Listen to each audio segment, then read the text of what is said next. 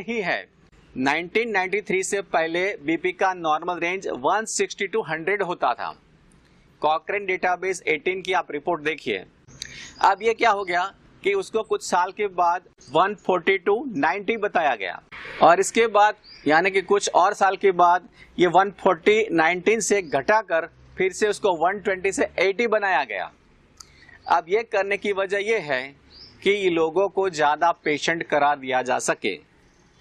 अब पहली बात ये समझना है कि ये जो बीपी की रेंज है वो कौन तय करता है। WHO में जो कमेटी बैठी है, जो लोग ये तय करते हैं कि बीपी का रेंज क्या होना चाहिए, जो लोग बीपी की रेंज तय करते हैं उसकी ही दवाइयां कंपनी है, ये दवाई कंपनी के मालिक हैं।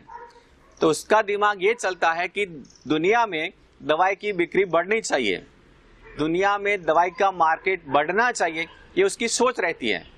तो उसमें ये इसको पहले ये बीपी पर ध्यान गया कि अगर हमें दवाई की बिक्री बढ़ानी है तो बीपी का जो नॉर्मल रेंज है 160 to 100 उसको घटा के 140 to 90 करना चाहिए। तो क्या होगा कि 140 से ऊपर के जो बीपी वाले लोग हैं उसको मरीज करार दे सकते हैं और उसको दवाई दे सकते हैं, तो उसके बीपी के पेशेंट बढ़ जाएंगे और दवाई की बिक्री बढ़ जाएगी।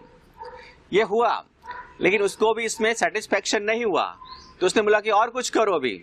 तो और कुछ क्या करना है, रेंज उसकी और कम करो, 140 से 90 है उसको और कम करके 120 to 80 कर दो, तो बीपी के पेशेंट की तादाद बढ़ जाएगी। बहुत सारे लोग इस रेंज से बाहर चले जाएंगे और ये सारे बीपी के पेशेंट बनेंगे और उसको लाइफ टाइम दवाइयां दे सकते हैं। तो ये हो रहा है आज लोगों के साथ। ऑर्डिनरी लोगों को ये पता नहीं चलता है कि ये कितनी बड़ी साजिश हो रही है इसके साथ।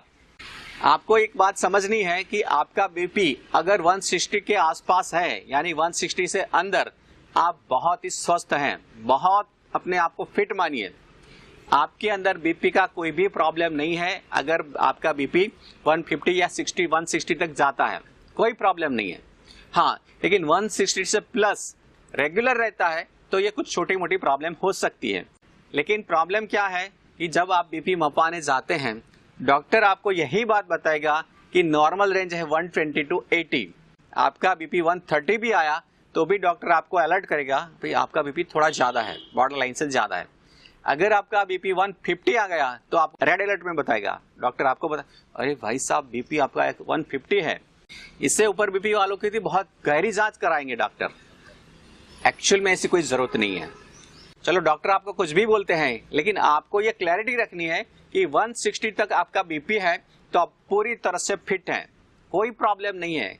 आपको आपके दिमाग में समझना है कि मैं बहुत स्वस्थ व्यक्ति हूं, और अगर आपका बीपी आता है तो सबसे पहले आपको शाबाशी देनी चाहिए, हाँ शाबाश बेटा तेरा बीपी बहुत अच्छा है, खुश हो जा।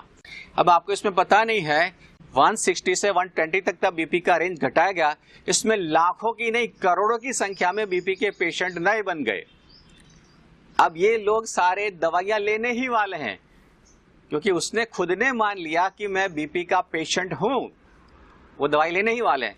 और इससे जो मार्केट बन गया, उसका जो एक रेवेन्यू बन गया, एक बहुत बड़ा रेवेन्यू आ गया। तो ये सब चीजें होती हैं।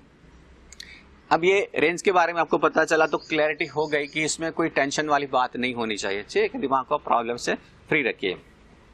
अब मेन बात कि इसका हल क्या है। बीपी रेगुलर ज्यादा रहती है 160 से ज्यादा, तो कुछ इसके लिए ट्रीटमेंट चाहिए।